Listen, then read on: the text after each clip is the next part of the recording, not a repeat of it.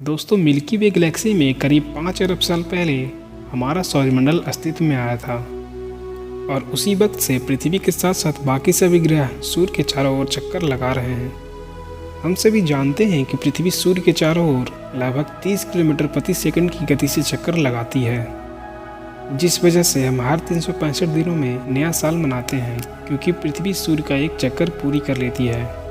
मगर क्या आप जानते हैं कि हमारा सूरज भी किसी के चारों ओर चक्कर लगा रहा है? चलिए जानते हैं। दोस्तों, हमारे गैलेक्सी में करीब 100,000 मिलियंस की संख्या में हमारे सूर्य के जैसे ही तारे हैं और ये सभी तारे गैलेक्सी के सेंटर के चक्कर लगाते हैं। मतलब हमारा पूरा सौरमंडल ही गैलेक्सी के सेंटर का चक्कर लगाती है।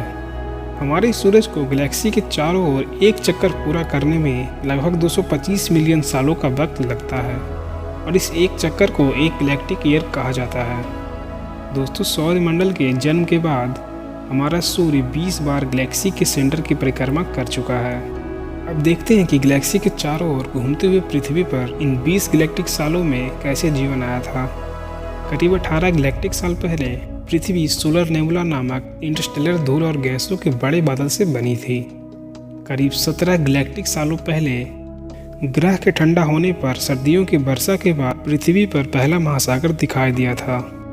करीब 6.8 गैलेक्टिक साल पहले विशाल महासागरों के बनने के तुरंत बाद पृथ्वी पर जीवन की शुरुआत हो गई थी। करीब 12 गैलेक्टिक साल पहले पृथ्वी पर पहला बैक्टीरिया दिखाई दिया था।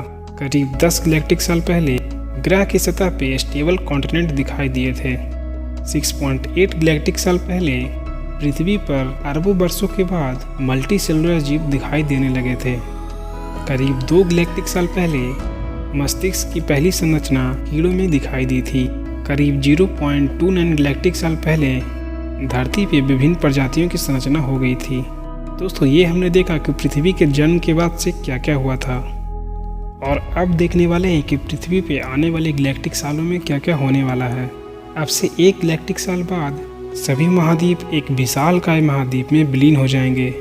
अब से 2.5 गैलेक्टिक साल बाद चंद्रमा धरती से इतनी दूर चली जाएगी कि सूर्य ग्रहण असंभव हो जाएगा।